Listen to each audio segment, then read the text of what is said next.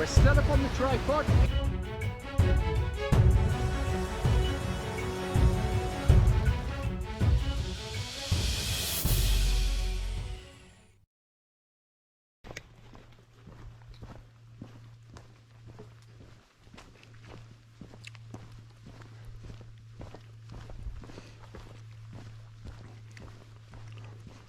Good morning, everybody. Jasper here. Welcome to Monday, July the 10th, 2023. Woo! Beaver Valley section. Oh yeah, Beaver Valley section of the Bruce Trail. Right at the beginning of the Beaver Valley section, right at the north end of the Blue Mountain section. Hey, and we're pushing into the Beaver Valley section today. We're out for just a 2-day, 1-night wild camp hike, around 55, 60 kilometers total. Maybe a little more, depends how we feel. I'm feeling pretty damn good this morning, I tell you. Yeah.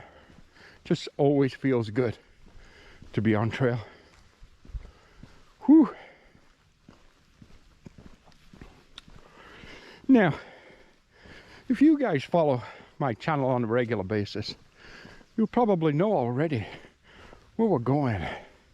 We're heading to the rock. Yeah, the water spring kind of creek, the Metcalf Rock, the camping area, tenting area. Sure we are. Wow. We've only been on trail about 20 minutes. We're at the first ski lift. Yep. Of, well, Craigley Ski Club. Whoa. Sun's bright. I'm going to turn you towards the view. But the view is pretty much of the sun. But there's Georgian Bay right ahead of me. Beautiful. Hey. Yeah. Good morning, everybody. Woo. Couple of things to talk about. First of all, take a look at this bad boy strapped to my back. Oh yeah. We are doing just basically a gear setup, check out, try out, whatever you want to call it. But I finally did it. I finally dumped those miserable people at Osprey Backpacks. I went with a pack that I'd looked at for a long time. The #1 choice of thru hikers globally as far as backpacks are concerned. Yeah, Mountain Hardwear Hyperlight. I'm using the Southwest 3400, which is a 55-liter backpack. And it's huge, by the way. Yeah, lots of space for pretty much any trail you might want to do in the 55.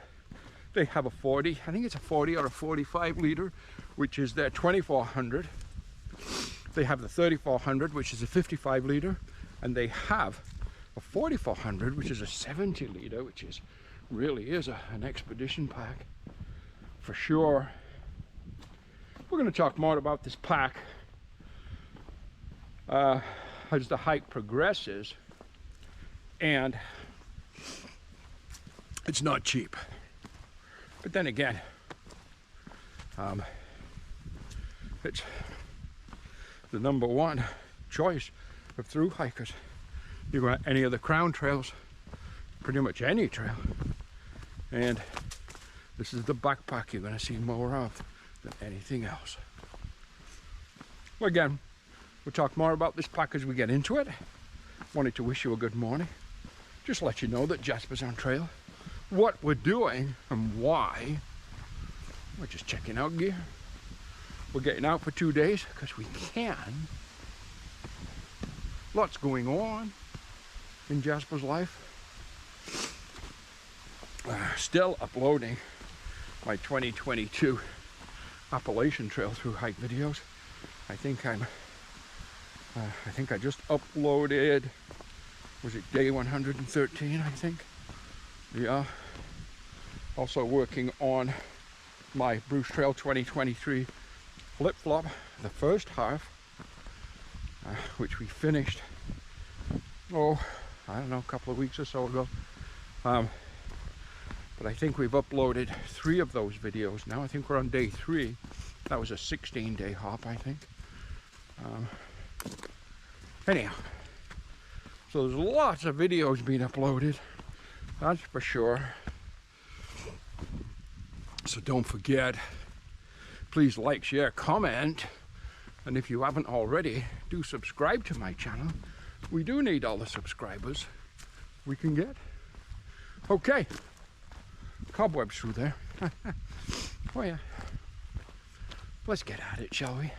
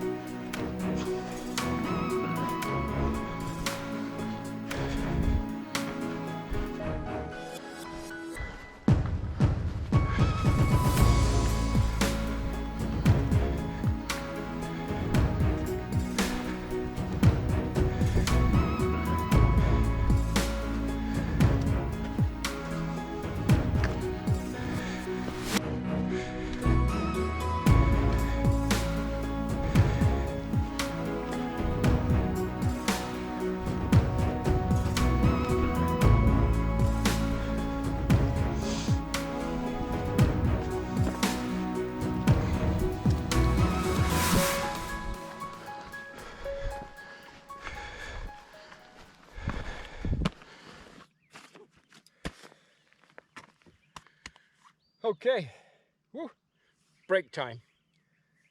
First look at the Ipolite, the Southwest 3400 backpack. Mine is in black. It's a Dyneema composite. Weighs slightly over 2 pounds. We're going to talk more about the pack as we progress through this 2-day hike, because that's what we're here to check out. But the first 5 kilometers, with a trail load in there, great so far. It has a great reputation for durability. It has a great reputation for comfort. Only time will tell, of course. But anyhow, there's the first look at the Mountain Hardwear Ipolite Southwest backpack. Yeah, I am delighted to have it, but it wasn't cheap. Huh. Okay.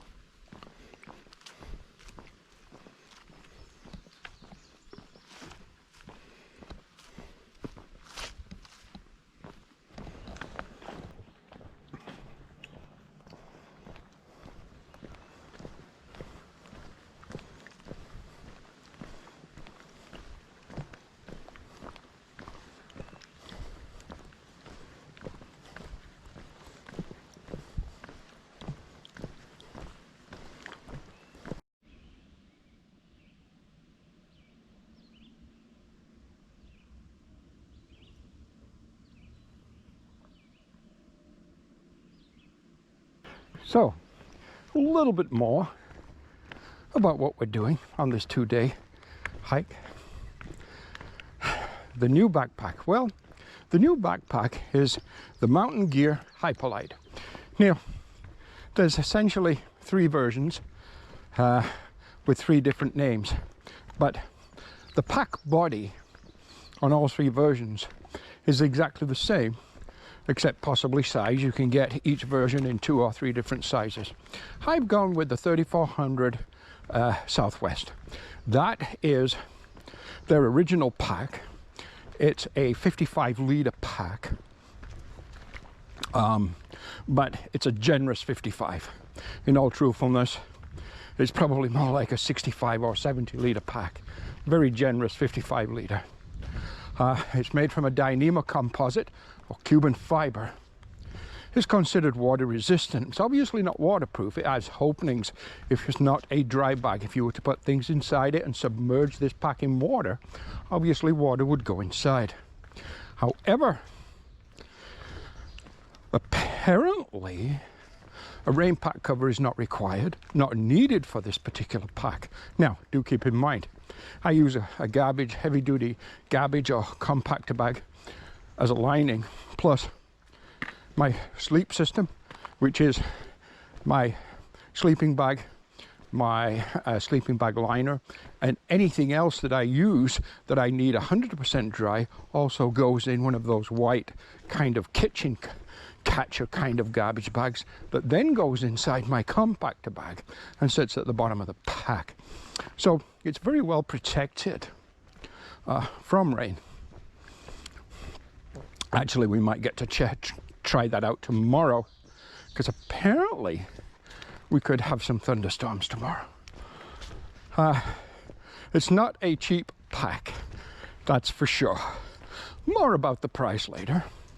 It's the #1 chosen backpack for through hikers globally, regardless of the trails, be it a crown trail like the Pacific Crest Trail, the Appalachian Trail, the Continental Divide Trail in the US, European trails.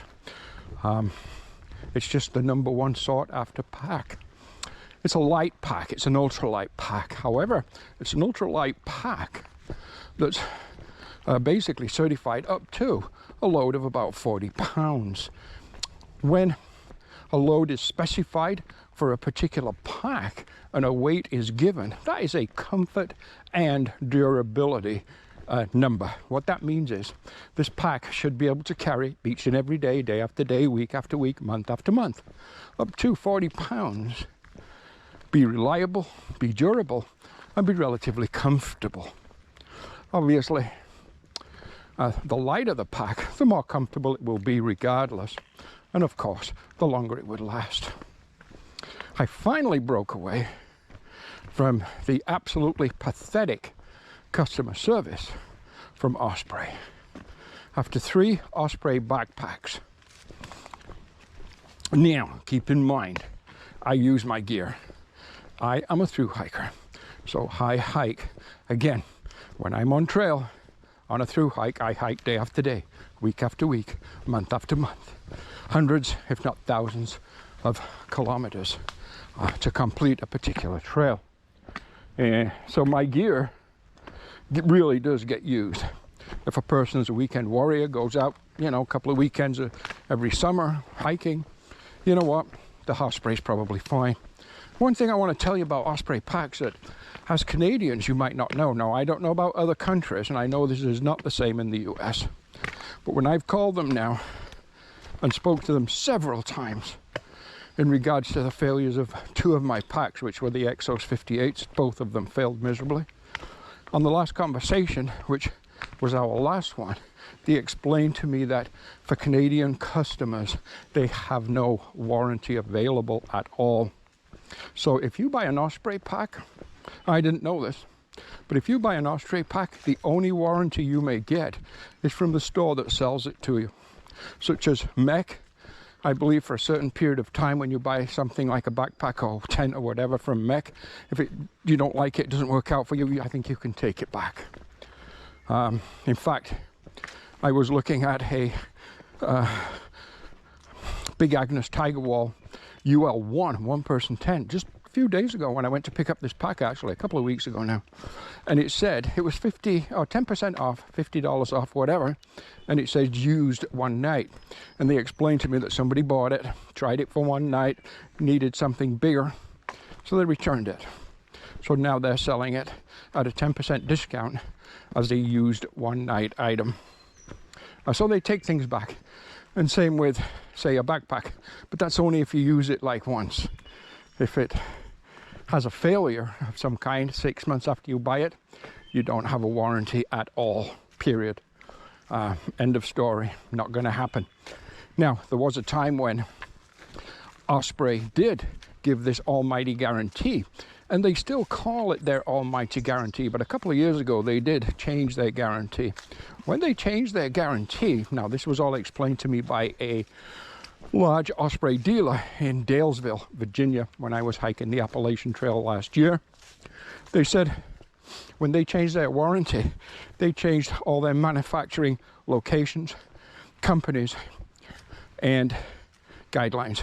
They went with a lower cost product, but tried to maintain, you know, a reasonable price for them and for the client. Like, in all truthfulness, I could buy 3 Osprey 58s, or 2 now, 2 Osprey 58 liters for what it cost me for this Hyperlite backpack. So they're definitely cheaper, but they're not durable anymore. They have no warranty for Canadian customers at all. You cannot mail it into them for repair. They're not going to send you a new pack. In fact, when you actually call them, which I have done many, many times in regards to issues and trying to figure things out, they really don't have the time of day for you. Keep that in mind. Enough Osprey bashing. They seem to be bashing themselves really quite well nowadays. But anyhow, so the Mountain Gear Hyperlite, again, the #1 chosen through hikers backpack globally. They have different ones, different models. I forget what they're called, Wind Rider, River Rider, something like that. But the Southwest was the pack I was interested in, because it had, some of them have the pouch at the back is a mesh, some is like a solid stretchable. This is solid stretchable, which is what I want. In all their designs, the actual pack itself is the same, it's just the pocket material that's different. That's it. And of course, there is a difference in overall pack in regards to, they have 2 colors, white and black. I picked the black one. 2 reasons. Apparently, the Dyneema composite they use for the black is slightly thicker all around than the white one. So it's a little bit more durable at the cost of about 2 ounces of weight more. So my pack weighs, I believe it's 2 pounds or 2 pounds, 2 ounces. And the white one would be, say, 1 pound, 12 ounces, oh sorry, 1 pound 14 ounces, or 2 pounds, something like that. So there's a 2 ounce difference. Plus, I find the white would probably get dirty very easy on trail. I see lots of them on the Appalachian and the Colorado and so on, the US trails. And, you know, just a point with the white one. So I went with black in here. So we're trying that out. We're trying to dial things in. Although, in all truthfulness, we've hiked that many miles over that many years that it's only minor adjustments when you dial things in. Like settings on my GoPro 9 today, when I started recording everything in 2 times speed or double speed. And I didn't even notice it until I looked at my settings closely. Okay. Beautiful day. Gorgeous day today.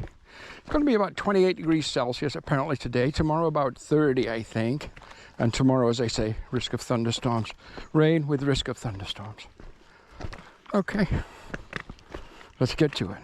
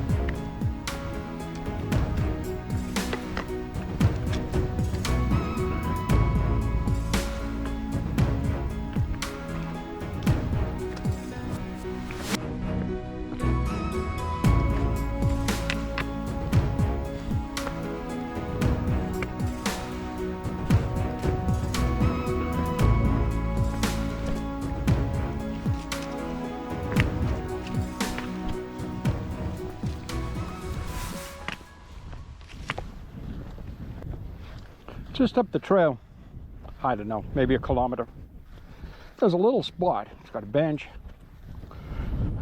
It's where the little fairy ponds are. You may remember that from past videos. And I'm thinking about taking a break there. Should work out just fine. Maybe even making some coffee. There's water there that I can filter. Maybe having a lunch break a little early. But it's an early lunch. But of course, when you're on trail, you start early. And you get quite hungry quite quickly. So far day one progresses fine. By the way, at that point, at that bench, it is 12 and 1/2 or 12.5 kilometers from there to the start point where we started. So it'll be 12.5 kilometers in so far for the day once we reach that bench and those fairy ponds. The backpack is carrying well. Now, one little thing.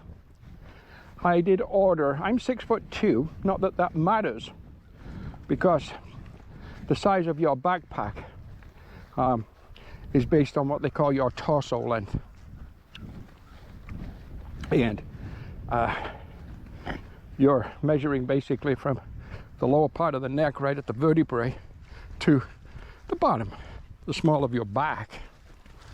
And mine is 21.5 inches, and it's right on the border line between the large and the tall frame size, strap size, backpack size for this particular company. So I went with tall. Now, I have the backpack adjusted to the shortest possible length that a tall will go. And I'm almost thinking I could use just 1 more inch of adjustment. So maybe I should have gone with the large. So that's a little point if a person's measuring or buying for a backpack of any kind, but especially this one. So yeah, that's just something to think about. Something I've noticed that I really like right off the bat. Hip belt pockets are large. They have YYK zippers that are waterproof. And they open and close just like a breeze with one hand. Very, very, very easy to operate, which is great, because on my Osprey it wasn't like that at all. That's okay. The McKinley that I use for training with, we've done videos on it. It has a really nice large hip belt pocket. It has just one of them. This has 2. It's not waterproof at all. And it's not as easy as this at all to open and close. But it is large, which is definitely a pro, because you can get a large phone in, like my iPhone 11 Pro Max fits in, not a problem. Whereas, again, on the smaller ones, such as on the Ospreys, no, it doesn't fit. It's just a pain in the butt. So that's another thing that I'm liking about the pack. Seems to be carrying well. No problem there. It wears well. So, just a little update on what's going on this morning. Okay, let's just keep pushing, shall we? Okay, that's my lunch. It is one of these cans, and I don't like to carry these, but one of these cans of chicken and 2 or 3 spoons of instant potato and simply boiling water to make potato and chicken. My coffee right here. Just had a wonderful conversation with 3 absolutely amazing young ladies celebrating a birthday. Wow, so they're here for a few days and they're spending a bit of time on the trail, and that's wonderful. Okay, I'm gonna have my lunch, I'm gonna have my coffee, and then we're just gonna push on. We're doing just fine. Talk to you in a bit.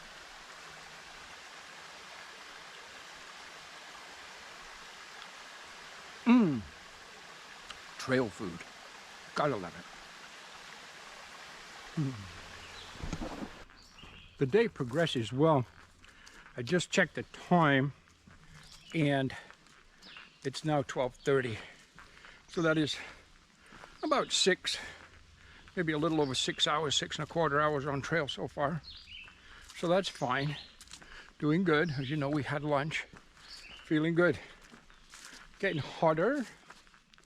It's nice in the shade, in the tunnel, the green tunnel. But in the exposed areas, pretty hot. I just had a couple of kilometer road walk, gravel road and then asphalt down grade 119. That was exposed. That was hot in the sunshine. That's okay. Few things coming up. Woo. As you know, we're still going to do our second half of the Bruce Trail flip-flop for 2023. The northern section, so that would be from the northern end of the Blue Mountain section to, of course, Tobermory and the northern terminus.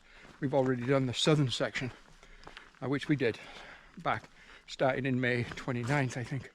And that was a 16-day hop.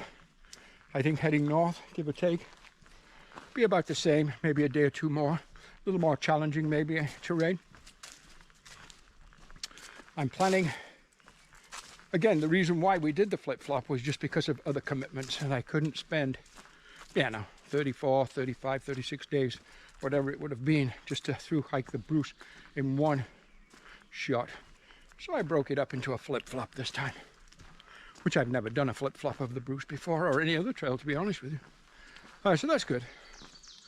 And again, right now we're just out for a couple of days, one night hike in the Beaver Valley section, as you know. That's fine too. Sweat. And apart from that, I've really gotten much more serious about the West Island Way in Scotland. And I've kind of been toying with my mind of May 2024. That could possibly change to this September. And if I did it in September, would I be able to do the northern half of the Bruce? Don't know. Would I change it to September? Don't know. It depends. I got so much going on. Joanne and I just purchased a summer park model in Meaford, Ontario, at a nice park right on Georgian Bay. We're selling our modular home, a mobile home, that we live in year-round. And as you know, again, if you watch my channel on a regular basis, you know I have 2 daughters that live in Mexico. They both have big homes with lots of space, and for years now they've been wanting me to go down more as a snowbird in the winter. So this year, I think that's what we're going to do. So we decided to put our home on the market, our year-round home. So that's for sale. In fact, I had a showing today. It's only been for sale a few days, maybe less than a week or a week now. And we did buy a summer home in a beautiful park. It's called Harmony Georgian Shores, and it's right on Georgian Bay, just outside Meaford. Beautiful spot. And the park model we bought is a winterized model, even though we only use it for about 6 months of the year. You can stay there 6.5 months, April the 15th to about the end of October. But they did tell me that if you happen to come back from Mexico early, you can actually come back on the park April the 1st. So you can actually use that location for 7 months of the year. So that's fine, perfect for snowbirds. And then the other 5 or 6 months, whatever it would be in Mexico. So I might never see snow again. Anyhow, so those things are going crazy. You know, last year I bought a motorhome to do some traveling in, and we've done 3 trips in it. So far we just finished one a couple of days ago. Well, last Friday, today being Monday, and all of a sudden, poof, just like that, I have to sell it, which I've already done. First person that came along bought it. So that's in for certification. Oh, now, yeah. So lots of changes going on in Jasper's life all of a sudden. Although I'll be delighted to spend the winter at my daughter's house in Mexico. Hopefully, well, obviously I'll see more of my oldest daughter, and hopefully get to see more of my youngest daughter. So that would be really nice. So yeah, and then again in the summer, beautiful place to be in the summer is Beaver. Again, right on the bay is perfect. So, trails, well, hopefully I'll be finishing off the northern half of the Bruce Trail in September, possibly earlier, depending on commitments. I know I have something going all the way up to, right now I think it's August the 17th, which means actually after that I could probably do the northern half of the Bruce and complete that 2023 through hike of the Bruce Trail. So I could probably do that after August the 17th. Then depending on how everything else is going, the sale of the home and this and that, depends on whether I do the West Island Way then, say in September, or May of 24. Either way, I've become much more serious about doing the West Island Way.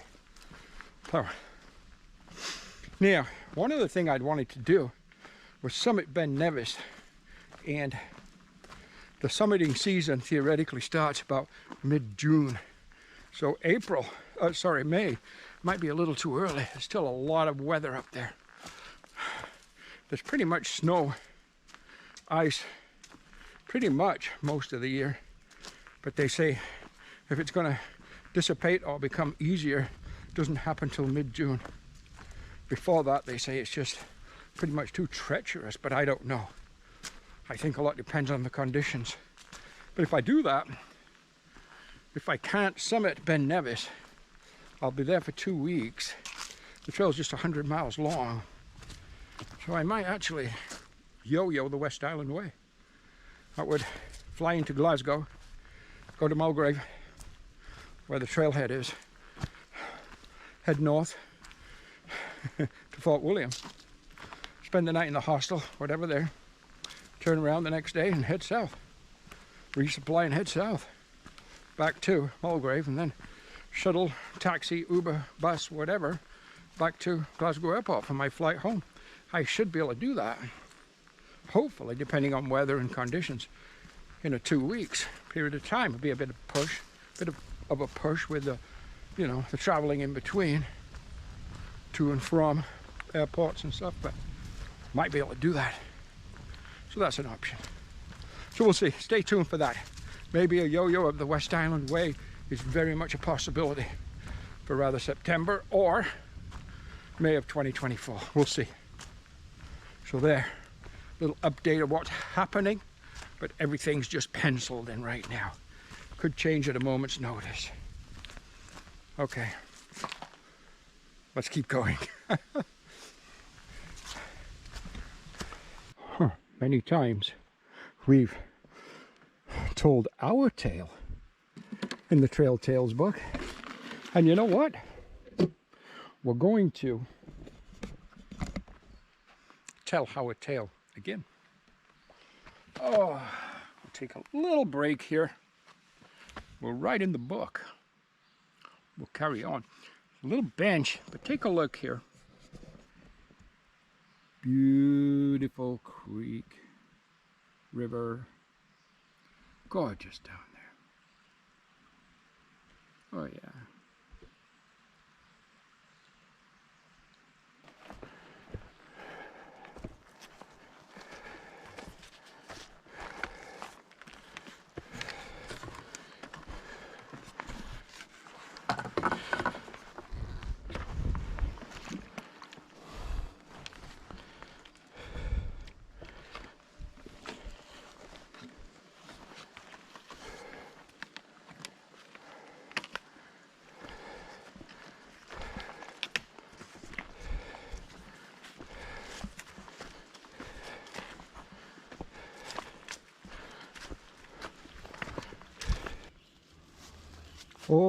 Old Mail Road.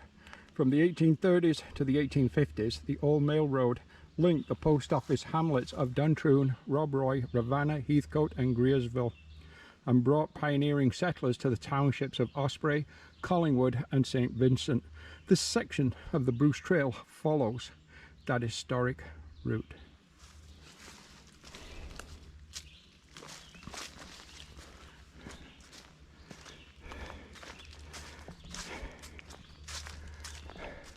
We are walking through history.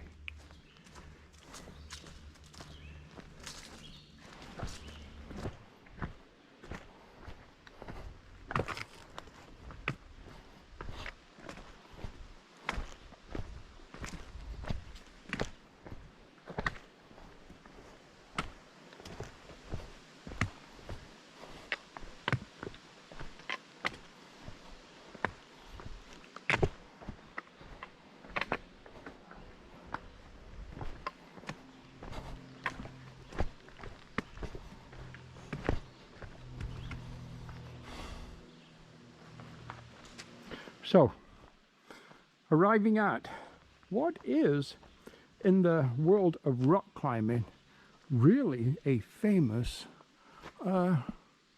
climb, Metcalf Rock. Don't see any climbers up there today, which means I'll probably be the only person at the tenting area, unless people arrive, say, this evening. But we'll see. Sometime I've been here before when this place has been full of people, full of climbers and tents. Today I don't see any, which is fine. I do hear voices in the distance. There might be some people climbing at certain parts. Anyhow, we are now arriving at the Metcalf Rock tenting area. So, my spot, well, I can see it's vacant, but then again, all the spots are vacant. Oh, somebody's been doing some artwork, some painted rocks down there. So I usually camp. There's quite a nice fire pit over here, but only the odd time have I had a fire. But people have been using it because a lot by the looks of it. Anyhow, this is the spot. Oh yeah, that is one well-used fire pit for sure. This is the area that I generally use as my tenting area. This is my chair for my dinner setup. Another fire pit over there. Lots and lots of tenting areas around here. Beautiful spots. But anyhow, I'm going to use the one I usually use when it's vacant. And it is, only once did I come here and this was not vacant. Okay. Good solid hike. Let's get camp set up, let's get some camp water, and let's make a cup of coffee. Sounds like a plan.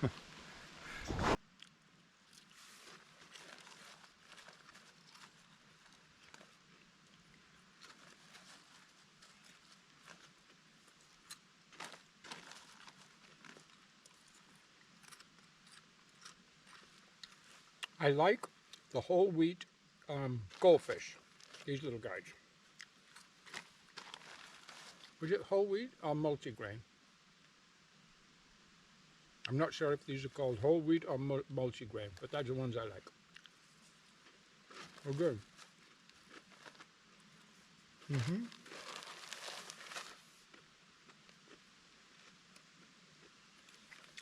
Made my coffee right here. We got to camp at about 4:30 after I'd gone down just to the creek and collected water and got here. It was 4:30. So that's 10 hours on trail. That's enough.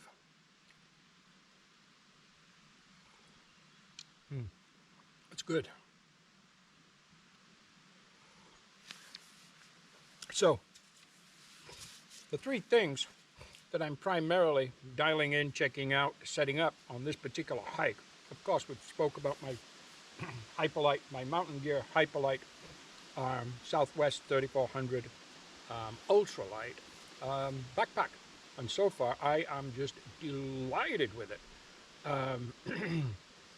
We are going to do a preliminary review on that video on that particular pack in a video coming up shortly. Once I get this hike done, a couple of days, just dial it in. We're also, as we'd mentioned also earlier, checking out the settings. We've also had to make some adjustments to our GoPro Hero 9 that I'm using to record, of course. And the third item is I'm using my Dan Durston X-Mid 1 tent. And as I've mentioned before several times, the actual stakes they sent me with that tent were total garbage. Except in the package there were these two lightweight shepherd hooks. I actually like those. But anyhow, so I got rid of the ones they sent me because they were garbage, and I replaced them with a set of 6 mini groundhogs. These are aluminum. They come with a little tag on them. Very strong. Expensive. I think it's about 35 Canadian dollars for a set of 6. So it's quite expensive when you go to a Canadian Tire, and for like $6 you can buy a set of stakes that look similar. But these are the mini ground dog, MSR mini ground dog. So we're going to be trying those out too. So those are the 3 things that we're trying out on this particular 2-day hike. As I've said before, I'm a big believer in trying out the gear, dialing it in, setting things up long before I ever go out on a through hike trail for the first time with that particular gear. Oh, there are some rock climbers at Metcalf Rock. When I went down to get the water, there was a group of about 3 or 5 maybe on the other side of the rock climbing. I could see them and hear them. They seemed to be having a good time. I couldn't climb up there. No. Couldn't do it. Oh well. I'm just relaxing. Having my coffee and some goldfish as an appetizer for dinner. I'll be setting up my tent, my sleeping bag, my sleeping pad. And just getting everything sorted out for the evening, and then tomorrow's hike back to Maple Lane. And then that 2-day hop will be over. I do love being out here on trail though. Okay, talk to you in a bit.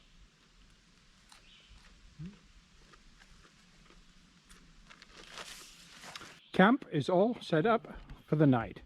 Wonder if you can see the bugs in the screen. Quite a few bugs around. My setup for dinner, I just had my coffee, as you know, but I have not had dinner yet. I'll have that shortly. I got my water. I'm good there. But let's just take a stroll down to the parking area. The trailhead itself. It's quite interesting sometimes. Used to be big notice boards there, but they took those away. And except for those, I don't know, 3 or 4 climbers I saw just a little earlier, I've seen nobody kind of hiking around. A good view of the Metcalf Rock over there. The trail over there tomorrow morning, bright and early. We'll set up our wake up for about 4. Hit the trail about 5-ish after coffee and oatmeal, I guess. Well, let's just take a stroll down to the parking area just to see what there is to see.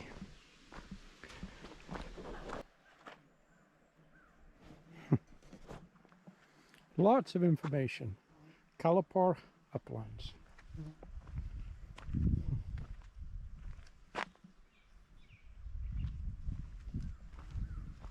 Ministry of Natural Resources, Resource Management Area.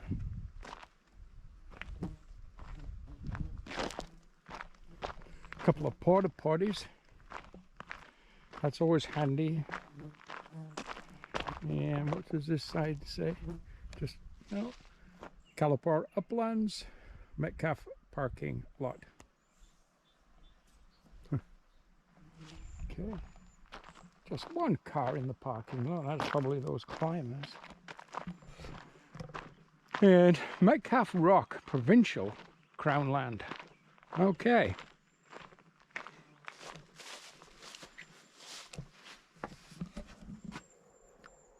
You are here. Okay. Perfect.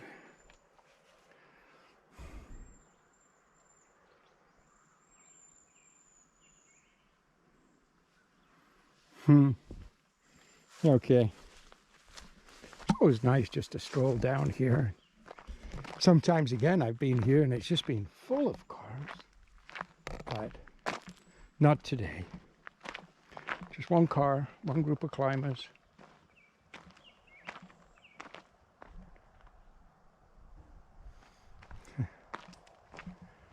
More information about the Calipar Uplands.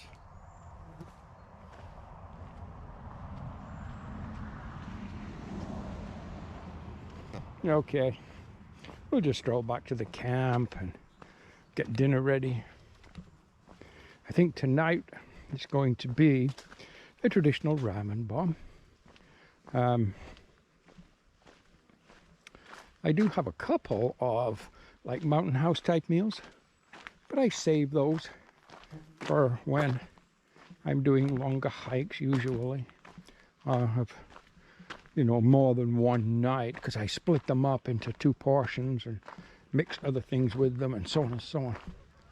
So I don't usually use those on a single kind of night trip like this one, 2 days, 1 night. So I think I'm going to have a traditional ramen bomb of my ramen noodles. I've got bacon jerky and, of course, instant potatoes with a hot chocolate and maybe a couple of cookies. That won't be long before I'm in my bunk. So, yeah. Okay, let's go make some dinner.